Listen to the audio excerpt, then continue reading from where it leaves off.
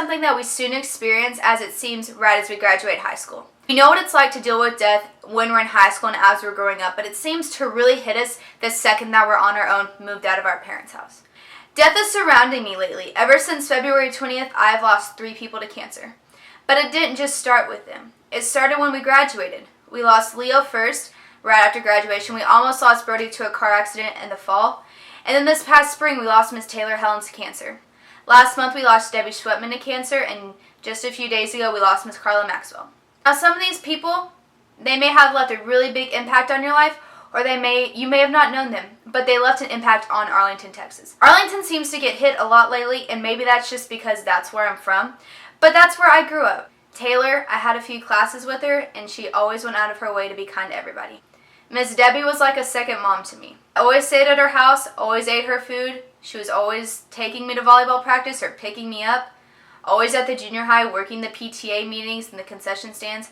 And I didn't have the pleasure to meet Miss Carla Maxwell, but from the impact that I've seen on social media and heard from other people, she's impacted more people than I could ever imagine.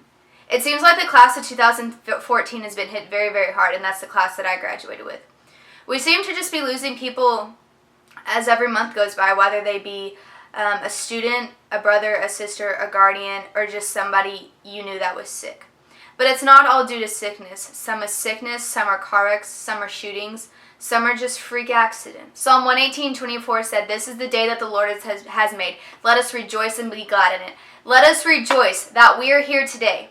Let us rejoice that we had the opportunity to know these great young people, even though they were taken a little bit sooner than the rest of us. Let us rejoice that we were given this day to be reminded of them, to have the words to speak about them, to have the memories to hold forever and ever that we had with them. Let us rejoice that we now know that they are going to spend eternity in heaven with our Father. Let us rejoice that they no longer have IVs. They're not being pricked with needles.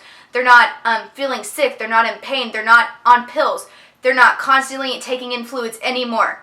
Let us be thankful and rejoice that they are forever, forever pain-free. Let us rejoice that one day we will go into heaven and spend eternity with our brothers and sisters once again.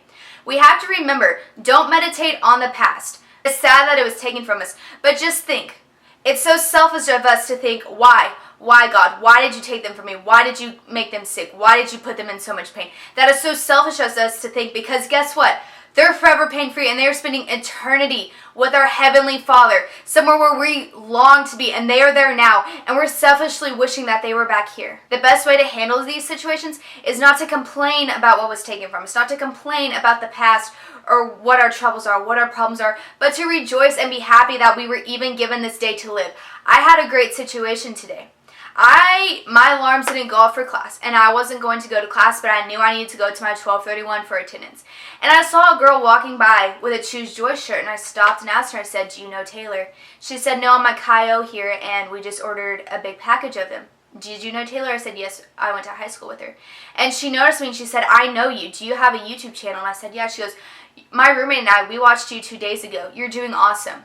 See, Taylor let me choose joy today. She let me go to the school that the Lord is allowing me to be at, to meet somebody who I have impacted. And now she's impacted me all because of Taylor, because Taylor is still impacting us. Miss Debbie is still impacting us. Taylor, Leo, Carla, everybody that you know that has been taken from you is still impacting us every single day.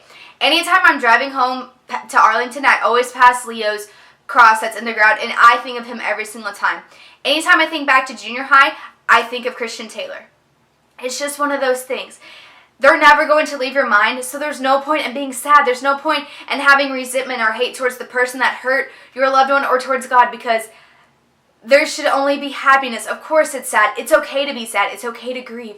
But just remember, they are forever, forever healthy. They will never have sickness again. And one day we will get to rejoice in heaven with them. And we will be pain-free together in heaven. And we will have such a strong relationship. And we won't even remember that they were sick when we make it up there, because we're going to be rejoicing and praising our Heavenly Father. He made the days. He made the days 24/7, 24 hours a day, 7 days a week. He's given you a specific time in that day to take just sit down and be silent and just to talk with him. He knows what you're feeling, but he wants you to talk to him. And when you're talking to him, you're proving that you have faith. And your faith is what's going to take that resentment and that hate away. It's going to remind you that God has you in his hands. He had Carla and Debbie and Taylor in his hands, and he took them from their pain, and he has us in his hands. He is healing our hearts as we're grieving and as we're going through this time. He's not going to abandon us. It's really hard to remember that God would never have something bad planned for you, or that he doesn't have something bad in your path. But guess what? He doesn't. He does everything for the good of humanity, for the good of you, for the good of him, for the good of everybody. Faith has never failed us. The Lord has never failed us. We may think it has, but that's just because our faith personally has failed. But his faith in us has never failed, and his love in us has never failed. Just remember, as you're going through these times of trying to collect yourself and to try to find love again, and to remember that God isn't out to get you. He has your back, and he has healed you, and you're probably just not seeing it yet. By taking these precious people out of my life, he has healed me. He has taught me to live every single day by day. He has taught me to tell more people than I ever have that I love them, but to say it with such meaning, like it's the last time that I'm ever going to get to say it. So just remember, it's okay. It's going to be okay. And even though our class has been affected so much, we're not the only ones.